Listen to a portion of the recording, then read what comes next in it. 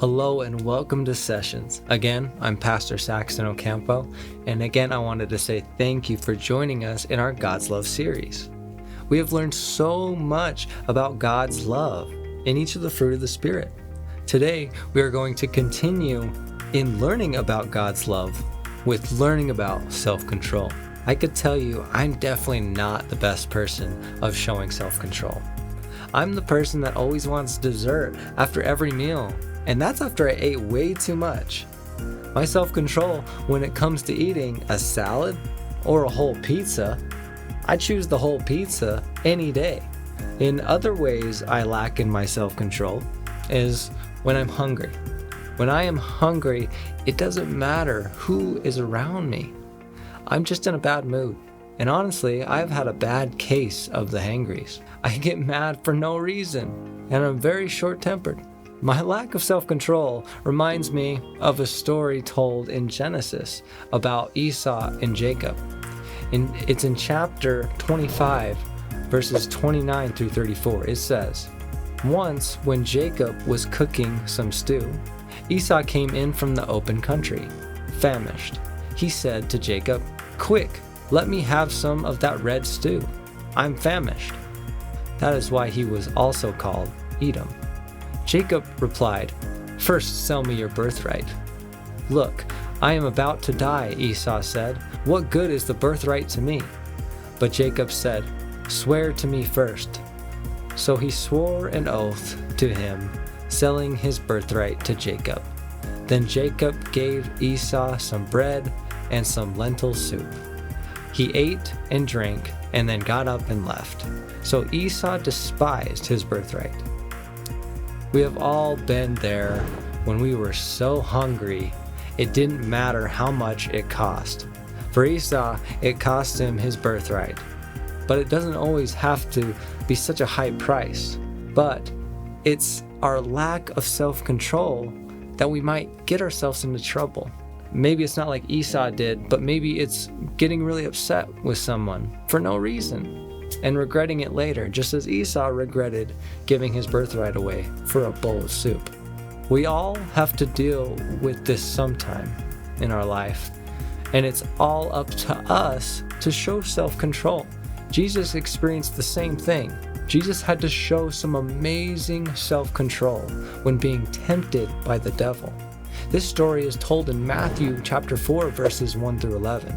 Then Jesus was led by the Spirit into the wilderness to be tempted by the devil.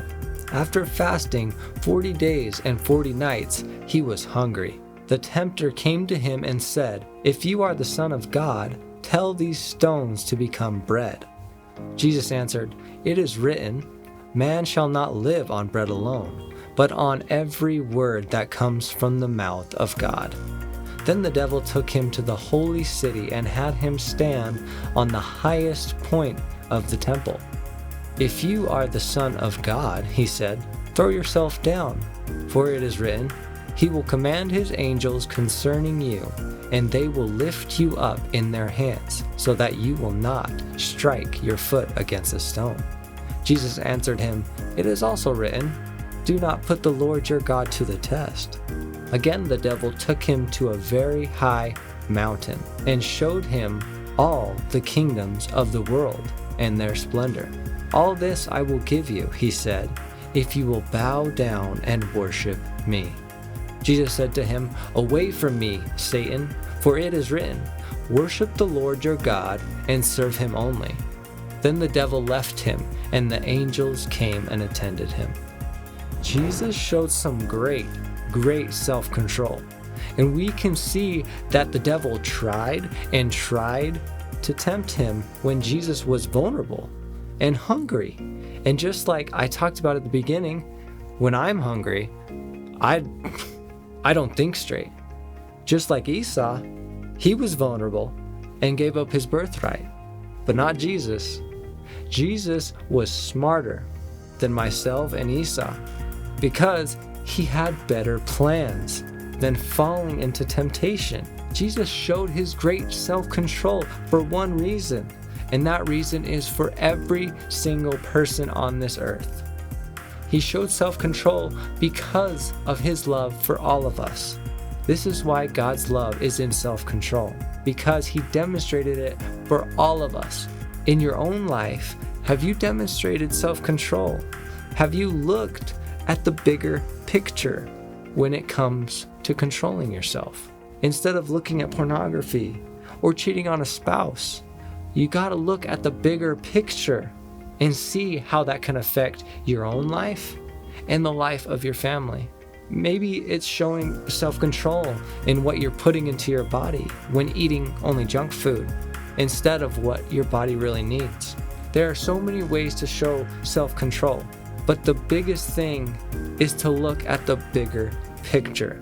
Remember what Jesus did. He showed his loving self-control because he had bigger plans, greater plans than whatever the devil might offer him. And we can do the same thing. We can live our lives filled with God's plan for us and with showing self-control at all times. Let's together live a life with self-control as Jesus did and not as Esau did. Let's not just give away God's plans for our lives, but live for the love God has for us. Thank you.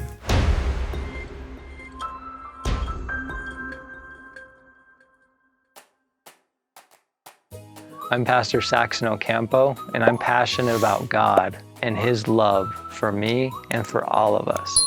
God's love has had such a massive impact in my life, and it's just too great that I need to share it with everyone. I want to thank you for joining us in sessions and experiencing God's love together. Thank you.